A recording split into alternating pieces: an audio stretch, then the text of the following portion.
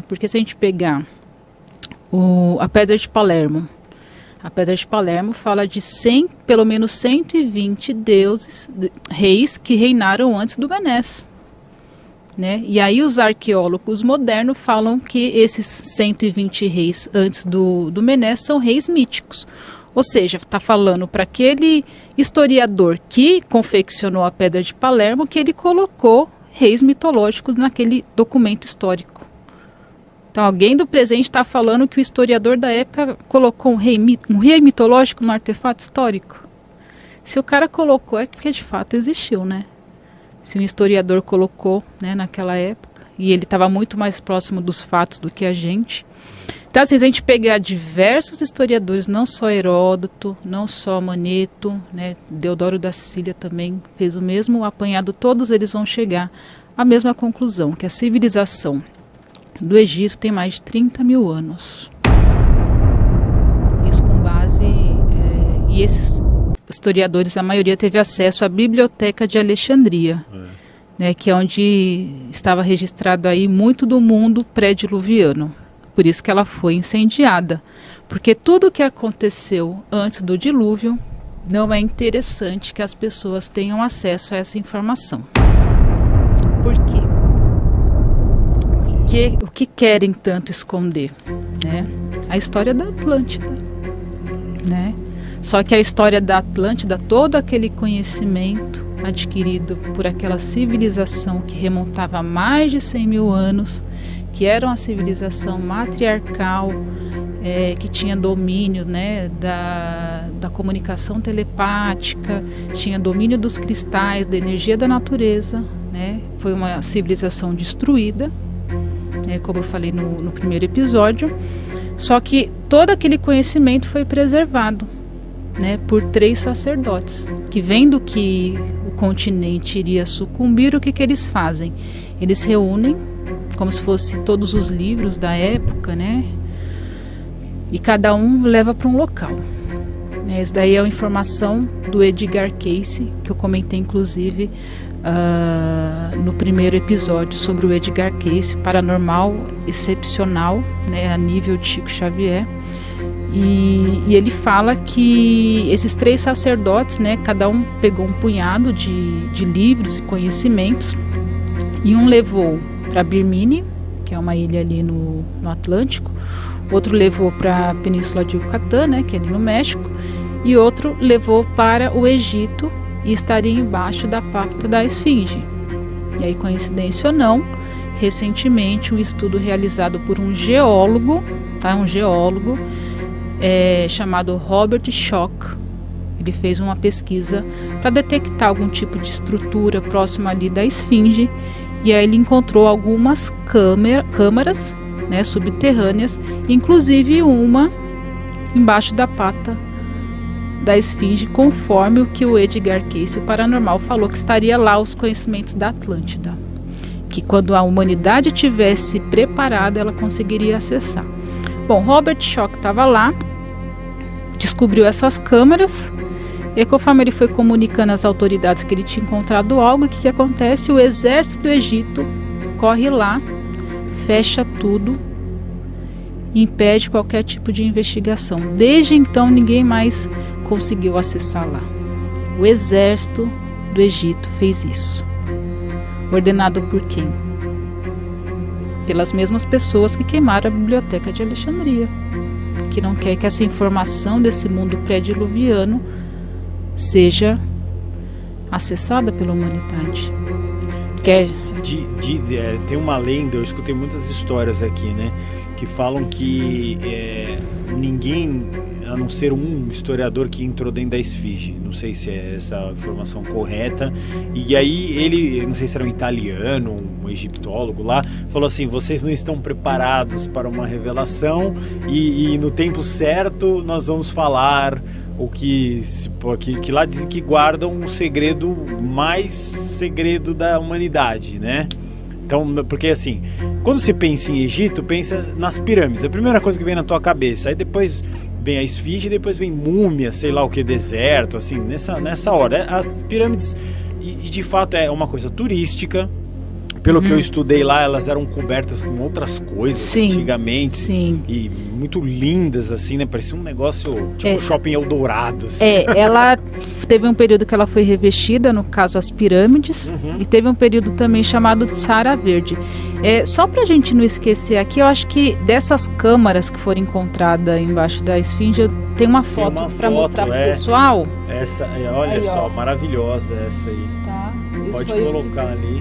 Isso foi o que o Robert Schoch detectou através de um equipamento de ondas. Pode até me tirar ali, Gabriel, para as pessoas verem aqui. Então vocês veem que tem uma câmara bem ali embaixo da pata da esfinge, conforme o Edgar Cayce informou que estaria esses registros pré-diluvianos da época da Atlântida. Nossa. Que guardaria todo o conhecimento que foi adquirido naquela época. Imagina o tanto de conhecimento que não tem, né? Então deve estar lá, provavelmente, né, as coisas ainda. Sim, porque o exército foi lá, né, quando ele comunicou que tinha encontrado essas câmaras, ele foi proibido de prosseguir com as pesquisas. Aí fecharam tudo. Né? Vocês veem que tem alguma similaridade com as cidades perdidas lá no Amazonas, né? Aí não deixam ver, aí o exército fecha, mas tem cidade, não, é mentira, isso é tudo bobagem. Aí há um tempo atrás, não, é verdade mesmo. Então o Egito, imagina então que é um povo ainda que tem uma ancestralidade muito forte, ainda o mundo inteiro em cima, né? Sim. É um negócio maluco, né? E aí, por exemplo, né, eles querem atribuir a esfinge como sendo um monumento, né, do Khafre, né, do faraó Khafre em 2500 a.C., tanto a esfinge quanto a grande pirâmide. Só que aí eles falam, não, porque já foi comprovado, encontrou-se o papiro que fala lá, né, o vizir explica como foi construída. Gente, não. Esse papiro explica como ela foi revestida pelo faraó. E aí questionam, mas esse papiro só explica como revestiram, não falam como construíram. Aí o que eles alegam? Não, porque o faraó, o vizir da construção era outro. E o do revestimento mudou de vizir, e aí o novo vizir tinha o hábito de fazer o registro, o antigo não. Essa é a desculpa que eles dão. Entendeu? Mas a verdade é que o Quéops, né, Khafre, quando ele se torna o faraó, o que ele faz? Ele dá uma revestida ali no Planalto de Gizé, né, naquele platô, reveste a pirâmide com pedra de calcário branca, então ela fica toda branquinha, né, e teoricamente ele teria colocado também uma ponta, né, uma ponta de ouro, né, então teria ficado bem bonito, né. Ele revestiu, né, o monumento, na verdade. Só que o monumento é muito mais antigo. Se a gente pegar, por exemplo, a própria esfinge, ela tem marca de erosão por água. E aí, quando que você teve chuva ali naquela região? Na época do Saara Verde. Né? Isso quem está falando é o MIT. Né? Então, a pesquisa do MIT comprovou que há 10 mil anos, né, atrás, a gente tinha chuvas, a gente tinha vegetação, a gente tinha umidade naquela região, chovia naquela região. Então, se ela tem marca de erosão, que significa que ela tem 10 mil anos? Não, significa que ela é mais antiga. Porque para ela ter marcas, né, porque o que é marca de erosão por água, gente? É quando você tem fissuras, né, na estrutura de cima para baixo. Isso é uma marca de erosão por água. Marca de erosão por vento já é o contrário, é de um lado para o outro, né? Porque o vento ele corre mais ou menos, né? E a esfinge ela tem os dois padrões, tanto marca de erosão por vento, porque lá venta muito, e também tem a marca de erosão por água, né? Então, se a partir do ano 8000 a.C., aquela região, né, era Saara Verde, aí vai ter uma mudança de temperatura ali naquela área, e aí vai começar a fase desértica. Então quer dizer que a esfinge é muito mais antiga, né? E aí a gente pega, por exemplo, para chegar numa datação mais específica, tem um cara chamado Robert Bauval, que ele percebeu que os egípcios eles tinham muita precisão, né, nos monumentos e tudo mais, e aí ele não entende porque a gente pega, por exemplo, as três pirâmides, duas estão alinhadas e uma está mais tortinha. Para ele aquilo não fazia o menor sentido. E aí ele, observando o céu, ele viu que era o padrão do cinturão de Órion, né, das Três Marias. Inclusive tem a foto aí também, quiser mostrar pro pessoal. Vamos mostrar sim, vamos colocar ali. Olha lá. interessante aí. Foto tá vendo como as duas maiores são bem alinhadas? Pode deixar e a menor, ela foge desse alinhamento. E ali a gente tem as 3 estrelas do cinturão de Órion, que é o mesmo padrão. E aí o que ele fez? Ele quis descobrir em qual momento, se ela estava espelhando o céu, se em algum momento essas 3 estrelas estiveram a pino, ou seja, exatamente alinhada com as 3 pirâmides. Jogaram no computador, deu o ano 10.450. Só que se a gente... Pode ser 10.450, mas se a gente jogar mais um movimento de precessão, que eu falei, dos 26 mil anos, aí já vai para 36 mil anos. Então que também, novamente, o céu volta a ser semelhante, né? Cada movimento de precessão completa uma volta, né? Então você volta a ter a mesma configuração estelar. Então, ou seja, quando vai ser alinhado 10.450 ou joga mais um movimento de precessão, 36 mil anos. Aí entra na questão da antiguidade do Egito, né? Se fosse para eu dar minha opinião, eu diria que esses monumentos foram construídos por volta do ano 36 mil antes de Cristo. Exato. Que é quando você tem início ali da civilização egípcia. Então é muito antiga. Muito antiga. Que negócio maluco, né? O Egito é incrível, né? Desde criança eu fico abismado como aquele lugar é atrativo, assim, gratuitamente, né? A gente não precisa gostar, já nasce gostando de lá, né? Exato, maluco, exato. Né? E aí você tem todo esse registro desse mundo pré-diluviano lá, dentro da Biblioteca de Alexandria, que foi a biblioteca feita por Alexandre o Grande, que reuniu tudo que você tinha de livros, né, papiros e compilados egípcios. Então ele reúne tudo na Biblioteca de Alexandria, né? E aí o grupo que quer o controle da informação, a elite mundial, o que ele faz? Põe fogo na Biblioteca de Alexandria. Hoje eles fazem isso de outras formas. Naquela época era mais físico o negócio, né? Tocava o fogo ali. Então ali nessas câmeras, pode até colocar mais um pouquinho, Gabriel, mesmo a foto direto da esfinge ali. É isso. Muito, da esquerda, toda do isso lá. O que é interessante é que assim, a gente tem o relato de um paranormal sendo corroborado por uma pesquisa científica.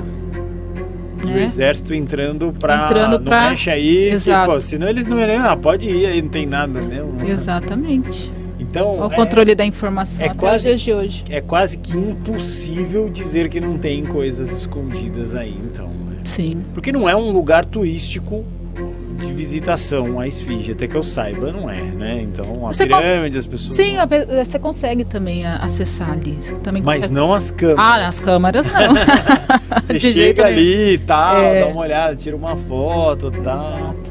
Porque você pega qualquer programa antigo de televisão ou livro antigo, a esfinge, ela sempre tá lá, né? É como um mistério, uma coisa meio... Exato. Alguém já deu uma estudada nisso, sim, né? Sim, os mistérios, aí bota lá a esfinge. Sim, com certeza. E ela é incrível, né? É um momento... Na verdade era uma cabeça de leão, né? Aí o faraó, ele esculpe o próprio rosto, né? Quando ele faz a reforma, que ele tanto reveste as pirâmides, né? Ele também vai pegar e vai esculpir o próprio rosto. Isso daí, inclusive, existe marcas ali de que ela foi esculpida posteriormente. Esse rosto do faraó. Então, a princípio era um leão. E aí quando você volta nesse período que as pirâmides estavam alinhadas, né, com o cinturão de Órion, 10.450, a pirâmide, a esfinge, ela está olhando a leste, né, que é justamente onde estava nascendo, por trás do sol. Você tinha a constelação de Leão, porque era a era de Leão. Então faz total sentido ser um leão. Exato. Então, ou seja, 36 mil antes de Cristo, eles estavam sob a era de Leão. E aí eles tanto alinham as 3 pirâmides com o cinturão de Órion, quanto eles constroem a esfinge, que na verdade era um leão, olhando para a constelação de Leão. Tem tudo a ver. Aí o cara... Para mais conteúdos como esse, siga esta página.